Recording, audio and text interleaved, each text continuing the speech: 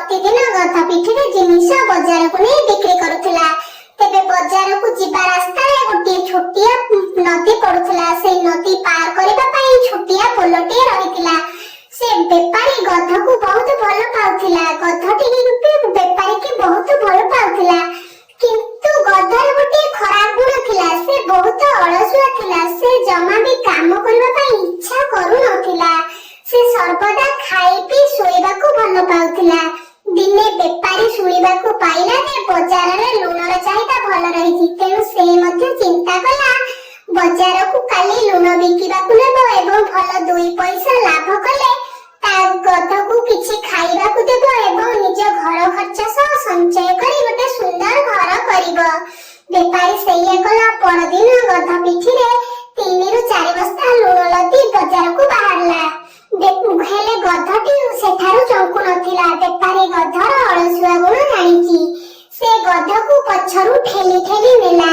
ଯେତେବେଳେ ପୋଲଟି ପଡିଲା, ବେପାରୀଟି ଆଗକୁ ଚାଲି ଯାଇଛି ଏବଂ ଗଧଟି ପୋଲରେ ଚଢିବା ସମୟରେ ସେ ଭାର ସମ୍ଭାଳି ପାରିଲାନି। ତାର ଗୋଡ ଥରିଥିଲା। ସେ ଅସମ୍ଭାଳ ହୋଇ ନଦୀ ଜଳକୁ ଖସି ପଡିଥିଲା।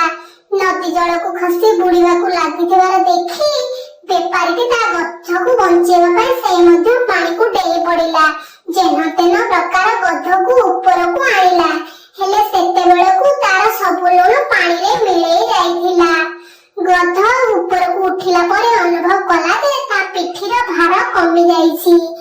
ବେପାରୀର ଲୁଣ ଧୋଇଯିବାରୁ ବେପାରୀ ମନ ଦୁଃଖ ଥିଲା, କିନ୍ତୁ ଗଧ ମନେ ମନେ ଭାରି ଖୁସି ହେଉଥିଲା। ତା ପିଠିର ଭାର କମେଇବାର ଉପାୟ ସେ ପାଇଯାଇଥିଲା। ଏଇଭଳି ସେ ସବୁଦିନ କରିବ ବୋଲି ଭାବିଥିଲା। ବେପାରୀ ଲୁଣ ଆଉ ନଥିବାରୁ ବଜାରକୁ ନ ଯାଇ ତାର ଗଧକୁ ସେଇ ପୋଲଠାରୁ ଧରି ଘରକୁ ମନ ଦୁଃଖରେ ଆସିଥିଲା। ପରଦିନ ପୁଣି ବେପାରୀ ସେଇଭଳି ଗଧ ପିଠିରେ 3-4 ବସ୍ତା ଲୁଣ ଲୋଡ କରି ବାହାରିଥିଲା। କିନ୍ତୁ ଯେତେବେଳେ ଗଧଟି ପୋଲ ଉପରେ ଚଢିଛି, ଜାଣି ଶୁଣି ସେ ମଧ୍ୟ ନଦୀକୁ ଡେଇଁ ପଡିଲା। ନଦୀରୁ ବାହାରିଲା ବେଳକୁ ଲୁଣ ଧୋଇ ଯାଇଥିଲା। ତାର ଭାର କମ ହୋଇଥିଲା। ସେ ମନେ ମନେ ଖୁସି ହେଲା। କିନ୍ତୁ ବେପାରୀ ପୂର୍ବ ଥର ଭଳି ମନ ଦୁଃଖରେ ପୁଣି ଗଧକୁ ଧରି ଘରକୁ ଫେରିଲା। ଗଧଟି ଏଇଭଳି କିଛି ଦିନ କରିବାରୁ ବେପାରୀକି ସନ୍ଦେହ ହେଇଥିଲା। ପୂର୍ବରୁ ସେ ତା ଗଧର ଅଳସୁଆ ଗୁଣ ବିଷୟରେ ଜାଣିଥିଲା। ସେ ବୁଝିପାରିଥିଲା ଯେ ଗଧଟି ଜାଣି ଶୁଣି ତା ସହିତ ଏଇଭଳି କରୁଛି। ସେ ଗଧକୁ ଗୋଟିଏ ଉଚିତ ଶିକ୍ଷା ଦେବା ପାଇଁ ଗୋଟେ ଭଲ ଉପାୟ ପାଞ୍ଚିଲା। ସେ ଏମିତି କିଛି ଜିନିଷ ଗଧ ଉପରେ ନଦିବାକୁ ଚେଷ୍ଟା କଲା ଯାହା ପାଣିରେ ବୁଡିଲେ ଭାର କମିବା ବଦଳରେ 2 ଗୁଣ ବଢିବ। ସେ ପରଦିନ ଗଧ ପିଠିରେ 3-4 ବସ୍ତା ତୁଳା ବୋଝେଇ କରି ବଜାରକୁ ବାହାରିଲା। ଗଧଟି କିନ୍ତୁ ଏ ବିଷୟରେ ଜାଣିନଥିଲା।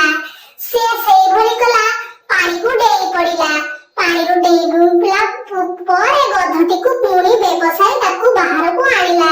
ହେଲେ ଗଧ ପିଠିର ଭାର ପୂର୍ବ ଥର ଭଳି କମିବା ବଦଳରେ 2 ଗୁଣା ହୋଇଥିଲା। ସେ ଚାଲିବାକୁ ମଧ୍ୟ ସକ୍ଷମ ହେଉନଥିଲା। କିନ୍ତୁ ବେପାରୀ ତାକୁ ଜୋର ଜବରଦସ୍ତି ବଜାର ପର୍ଯ୍ୟନ୍ତ ନେଇଥିଲା। ଗଧଟି ଏପର୍ଯ୍ୟନ୍ତ ମଧ୍ୟ ବେପାରୀର ଉପାୟ ବିଷୟରେ ଜାଣିନଥିଲା। ସେ ସେଇଭଳି ଆହୁରି 3-4 ଦିନ କରିଥିଲା। ଯେତେବେଳେ ତାର ଭାର କମିବା ବଦଳରେ ବଢି ବଢି ଯାଉଥିଲା, ସେ ମନେ ମନେ ଜାଣିବାକୁ ପାଇଲା ବେପାରୀ ମଧ୍ୟ ତାକୁ ଶାସ୍ତି ଦେବା ପାଇଁ ଏହିଭଳି କିଛି କରିଛି। ସେ ହାର ମାନି ତାର କୁବୁଦ୍ଧି ଛାଡିଥିଲା ଏବଂ ଅଳସୁଆ ଗୁଣ ଛାଡି ସଠିକ ଭାବରେ ବଜାରକୁ ଯାଇଥିଲା। ବେପାରୀ ମଧ୍ୟ ଖୁସି ହେଇଥିଲା। ସେ ଏବେ ତୁଳା ଛାଡି ଲୁଣ ନେଇ ବଜାରରେ ବିକ୍ରି କଲା। ଲୁଣରୁ ଭଲ 2 ପଇସା ଲାଭ କରି ତାର ପୁରୁଣା କ୍ଷତିକୁ ଭରଣ କରିବା ସହିତ ଗଧ ପାଇଁ ଭଲ ଭଲ ଖାଇବା ଆଣିଥିଲା। ଏଥିରୁ ଆମେ କଣ ଶିଖିଲେ ପିଲାମାନେ? ନିଜ କର୍ତ୍ତବ୍ୟ ପ୍ରତି କେବେ ବି ଅଳସୁଆ ହେବା ଉଚିତ ନୁହେଁ।